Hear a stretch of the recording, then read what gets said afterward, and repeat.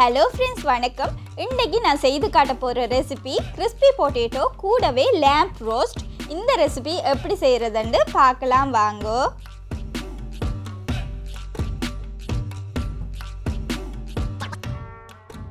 Lamp roast செய்கிறதுக்காக 1 kilo lamp இறைச்சி எடுத்திருக்கேன். இந்த இறைச்சியை தமிழில் செம்மறி ஆட்டு இறைச்சின்னு சொல்லுவாங்க. இதோட மேற்பகுதியில் இருக்கிற வெள்ளை தோலை நீங்கள் வெட்டி அகற்றிடுங்க. அது கொழுப்பு தேவையில்லை, அதனால் முடிஞ்ச அளவுக்கு நீங்கள் அதை வெட்டி அகற்றிடுங்க. இதை போல் எல்லாத்தையும் வெட்டி எடுத்துக்கொள்ளுங்க. கொழுப்பை முழுமையாக வெட்டி அகற்றினதுக்கு பிறகு இதை போல் கத்தியால் குத்தி விட்டு கொள்ளுங்க. இப்படி செய்கிறதால நீங்கள் மசாலா தடவைக்குள்ளே அது இறைச்சியில் எல்லா பக்கத்துலேயும் போய் நல்ல ஒரு டேஸ்ட் கொடுக்கும். அதனால தான் இந்த ஸ்டெப் செய்கிறேன். அடுத்ததாக இந்த இறைச்சிக்கு தேவையான மசாலாவை ரெடி பண்ணி கொள்ளலாம். அதுக்காக முழு உள்ளி எடுத்திருக்கேன். இந்த உள்ளியை நல்லா க்ளீன் பண்ணிவிட்டு சின்ன சின்னதாக வெட்டி எடுத்துக்கொள்ளுங்க. இந்த செம்மறி ஆட்டிறைச்சி நாங்கள் நார்மலாக சாப்பிட்ற ஆட்டிறைச்சியை விட நல்ல சாஃப்டாக இருக்கும். நீங்கள் இதில் ரோஸ்ட் பண்ணி சாப்பிடக்குள்ள அவ்வளோ நல்லா இருக்கும். கட்டாயமாக நீங்கள் செய்து சாப்பிட்டு பார்த்து எனக்கு கொமெண்ட்ஸில் சொல்லுங்கள் எப்படி இருந்துச்சுண்டு. உள்ளி எல்லாத்தையும் குட்டி குட்டியாக கட் பண்ணி எடுத்துக்கொண்டேன். இந்த உள்ளியோட 1 டேபிள் ஸ்பூன் ரோஸ்மேரின் சேர்த்துக்கொள்கிறேன். ஃப்ரெஷ்ஷாக கிடைச்சா நீங்கள் சேர்த்துக்கொள்ளுங்க. நான் ட்ரையானது சேர்த்துக்கொண்டேன். 2 டீஸ்பூன் உப்பு, 1 டீஸ்பூன் மிளகாய்த்தூள் சேர்த்துட்டு ஒரு எலுமிச்சம்பழத்தின் சாறை அப்படியே புழிஞ்சு விட்டுக்கொள்கிறேன். இந்த நேரத்தில் உங்களோட அவனை 200 பாகை செல்சியஸுக்கு ஃப்ரீ ஹீட் பண்ணிக்கொள்ளுங்க. இதோட 1 டீஸ்பூன் மிளகுத்தூள் சேர்த்துக்கொள்கிறேன். அடுத்ததா 1 டேபிள் ஸ்பூன் ஒலிவ் ஆயில் எடுத்திருக்கேன். அதையும் இதோட சேர்த்துட்டு ஒரு கரண்டியால் நல்லா கலந்து விட்டு கொள்ளுங்க.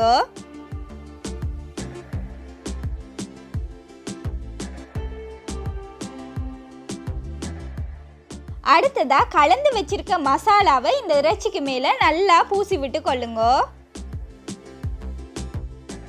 இந்த ரெசிபி செய்து பார்த்து உங்களுக்கு பிடிச்சிருந்துச்சண்டா, நல்லா வந்திருந்துச்சண்டா, இந்த வீடியோவை உங்களோட ஃப்ரெண்ட்ஸ் அண்ட் ஃபேமிலிக்கு ஷேர் பண்ணுறதுக்கு மறந்துடாதீங்க. நீங்கள் போடுற ஒவ்வொரு கொமெண்ட்ஸும் ஒவ்வொரு சப்ஸ்கிரைபும் எனக்கு இன்னொரு வீடியோக்கான ஊக்குவிப்பாக இருக்கும். அதனால் மறந்துடாமல் உங்களோட கொமெண்ட்ஸை எனக்கு எழுதுங்க.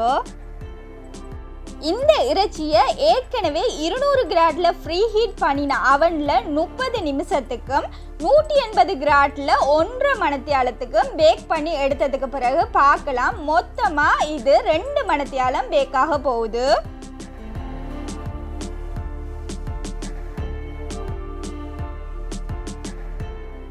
இப்போ இந்த இறைச்சி அவனில் வச்சு 30 நிமிஷம் ஆயிட்டது. நான் அவனை 180 பாகை செல்சியஸுக்கு மாற்றிட்டேன். இந்த இறைச்சியை திருப்பி வச்சுட்டு திருப்பியும் 1.5 மணித்தியாலத்துக்கு பேக் பண்ணி எடுத்ததுக்கு பிறகு பார்க்கலாம்.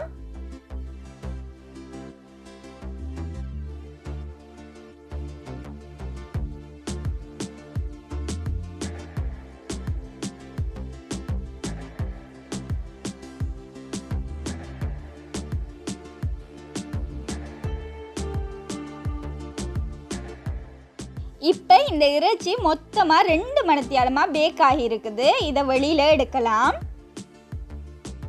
அடுத்ததாக கிறிஸ்பி பொட்டேட்டோ செய்கிறதுக்காக 2 கிலோ உருளைக்கிழங்கு எடுத்திருக்கேன். நல்ல பெரிய அளவில் இருக்கிற உருளைக்கிழங்கை 4ஆக கட் பண்ணியிருக்கேன். சின்ன அளவில் இருக்கிற உருளைக்கிழங்கை 2ஆக கட் பண்ணி எடுத்திருக்கேன். இதை போல் எல்லாத்தையும் கட் பண்ணி எடுத்துக்கொள்ளுங்க. வெட்டி எடுத்த இந்த கிழங்கு மூழ்கிற அளவுக்கு தண்ணி ஊற்றி அறவியலாக இந்த கிழங்கை நான் அவிச்சு எடுத்துக்கொள்ள போகிறேன். இந்த கிழங்கு 70% மட்டும் அவிஞ்சா போதும். இதில் 2 டீஸ்பூன் உப்பு சேர்த்து கொள்கிறேன்.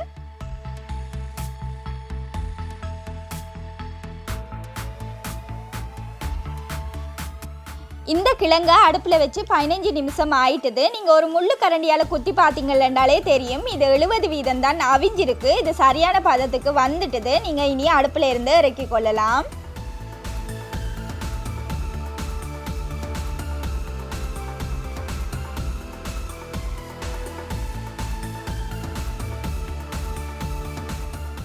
அடுத்ததாக ஒரு சட்டியை அடுப்பில் வச்சு 1 டேபிள் ஸ்பூன் பட்டர் சேர்த்துக்கொள்கிறேன். கூடவே 3 table spoon olive oil சேர்த்துக்கொள்கிறேன்.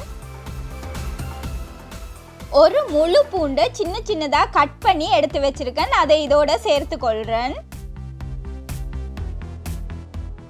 1 table spoon ரோஸ்மெரின் சேர்த்துக்கொள்கிறேன். சேர்த்த உள்ளி கோல்டன் கலர் ஆகிற வரைக்கும் பொரிச்சு எடுத்துக்கொள்ளுங்க.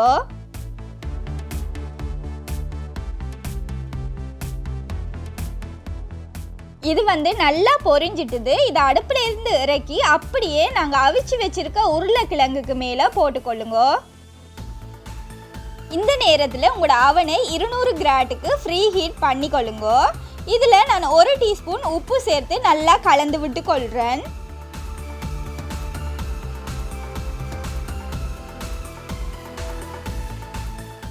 இந்த கிழங்கை ஏற்கனவே 200 கிராடில் ஃப்ரீ ஹீட் பண்ணி வச்சிருக்க அவனில் 30 நிமிஷம் பேக் பண்ணி எடுத்ததுக்கு பிறகு பார்க்கலாம். 30 நிமிஷத்துக்கு பிறகு கிறிஸ்பி பொட்டேட்டோ சூப்பராக ரெடி ஆகிட்டு இதை வெளியில் எடுத்துக்கொள்ளுவோம். கிறிஸ்பி பொட்டேட்டோ சூப்பராக ரெடி ஆகிட்டு அடுத்ததாக லேம்ப் ரோஸ்ட்டை கட் பண்ணி பார்க்கலாம் எப்படி வந்திருக்குன்னு சொல்லி.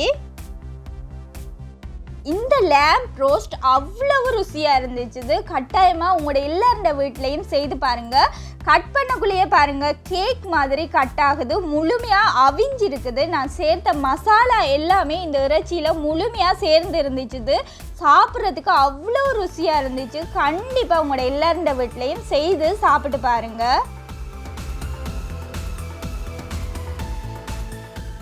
ஒரு பிளேட்டை எடுத்து அதில் நாங்கள் செய்த கிறிஸ்பி பொட்டேட்டோவில் கொஞ்சத்தை போட்டு ஒரு துண்டு லம்ப் ரோஸ்ட்டையும் அதில் வச்சு கேரட் இல்லை பச்சை பட்டாணி அதை மாதிரி ஒரு 2 மரக்கறியை பட்டரில் ஃப்ரை பண்ணி அதையும் சைட்டில் வச்சுட்டு மேலால் கொஞ்சம் சோஸை விட்டு நீங்கள் சாப்பிட்டீங்கன்னா அவ்வளோ அருமையாக இருக்கும். கட்டாயமாக செய்து சாப்பிட்டு பாருங்கள். சோஸ் ரெசிபி வேணுண்டா எனக்கு கொமெண்ட்ஸில் சொல்லுங்கள், சுலபமாக வீட்டிலையே செய்திடலாம். பிளேட்டை பார்த்ததுமே கலர்ஃபுல்லாக அப்படியே சாப்பிடணும் போல் இருக்கா அப்படின்னா ஓடி போய் நீங்கள் செய்து சாப்பிட்டு பார்த்து எனக்கு கொமெண்ட்ஸில் சொல்லுங்கள் எப்படி இருந்துச்சுன்னு சொல்லி.